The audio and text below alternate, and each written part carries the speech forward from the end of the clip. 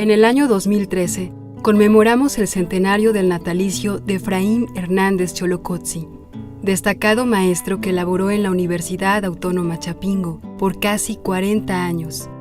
A 22 años de su partida, la vigencia de su legado en torno al estudio de los recursos naturales y la agricultura tradicional se torna cada vez más apremiante. Ahora que la agricultura campesina se ha relegado, menospreciado, y la modernidad neoliberal se empeña en desaparecerla. En voz de sus discípulos y colegas, se presentan las aportaciones del maestro en los diferentes campos científicos que abordó y las perspectivas de esos campos barbechados en la parcela del conocimiento.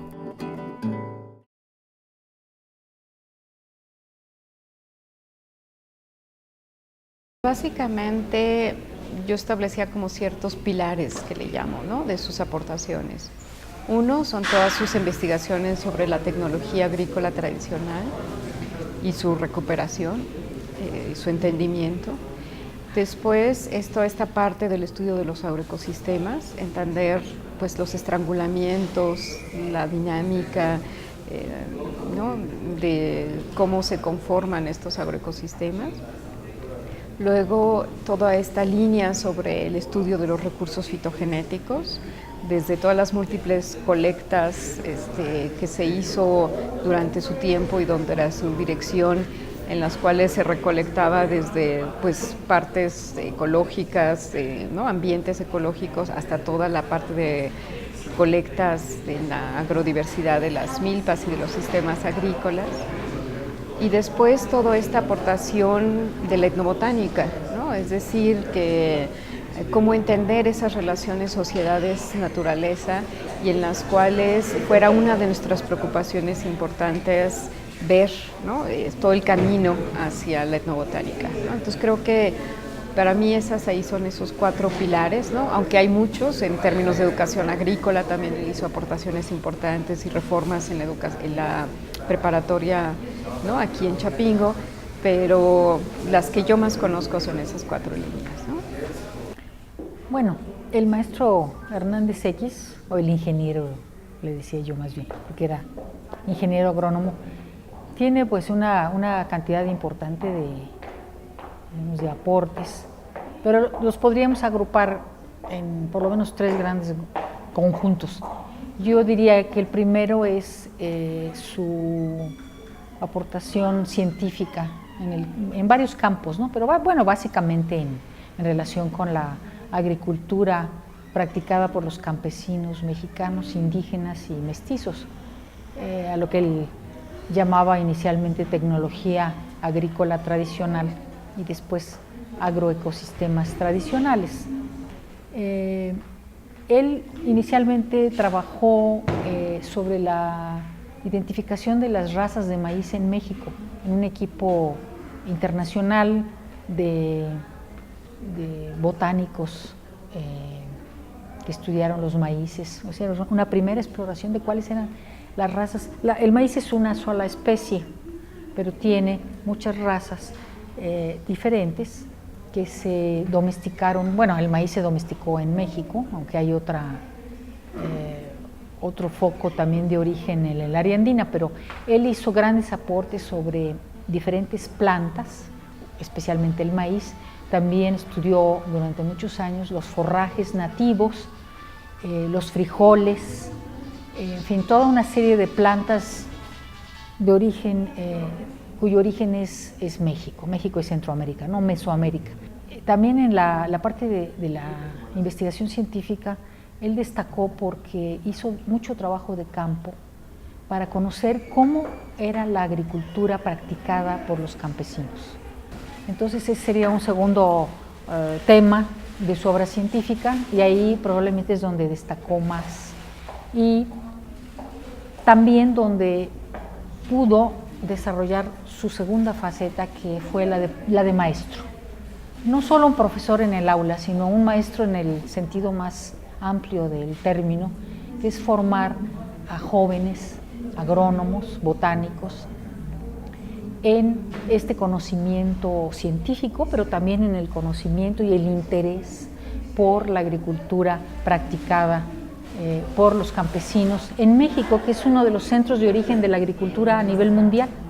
Y luego él interactuó también y le gustaba en estos proyectos de conocimiento de la agricultura tradicional incorporar a científicos de otras especialidades, antropólogos especialmente y botánicos.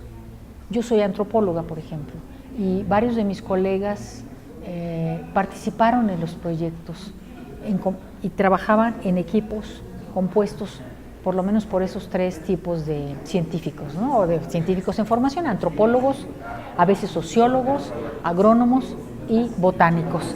Entonces, esa es la segunda faceta. Y la otra, la tercera cara de sus aportes, es lo que podríamos decir promoción, divulgación, difusión de este tipo de agricultura tradicional para que a partir del conocimiento científico y sistemático de ella,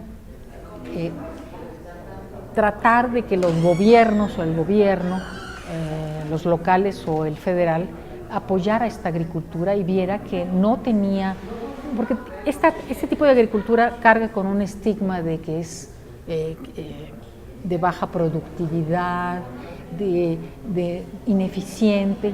Y él demostró en muchos de estos trabajos in situ que esta agricultura a veces es mucho más eficiente y también en términos de la armonía con la naturaleza, con los ecosistemas naturales, también se preservan mucho más que en la agricultura comercial, que realmente aplica fertilizantes o herbicidas, a veces sin ver los impactos, sin analizar, sin conocer y sin pues, poner en su justa dimensión el daño que se hace a los recursos naturales. Los aportes, yo creo que, bueno, la formación de cuadros humanos para la enseñanza y la investigación.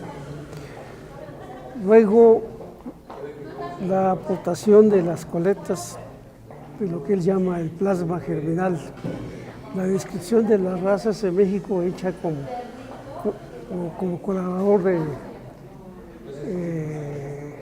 Mangersdorf y Waldhausen, ¿no? Entonces, del área que me tocó trabajar con él, todo lo que significa la identificación, clasificación y estudio de los forrajes, y desde luego su énfasis en el conocimiento del medio ambiente en relación con la agricultura.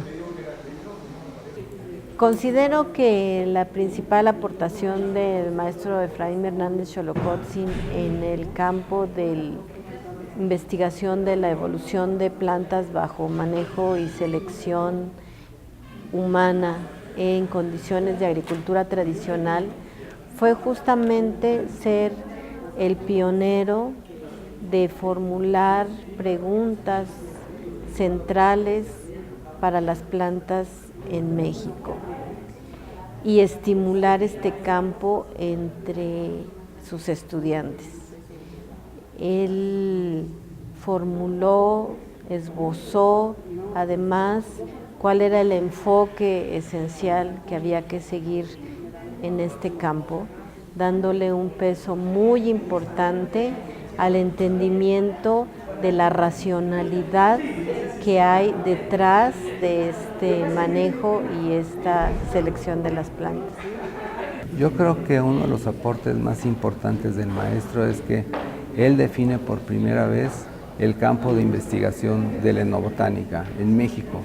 Es decir, que él es el primero, es pionero en redefinir la etnobotánica mexicana, entendiendo la etnobotánica mexicana como el estudio de las relaciones entre los grupos humanos con las plantas, cómo los grupos humanos de México, los grupos culturales de México, se relacionan con las plantas, ¿no? Y trata de definir cuáles, a partir de esas interrelaciones, cuáles son las causas, efecto, que se establecen en esas relaciones.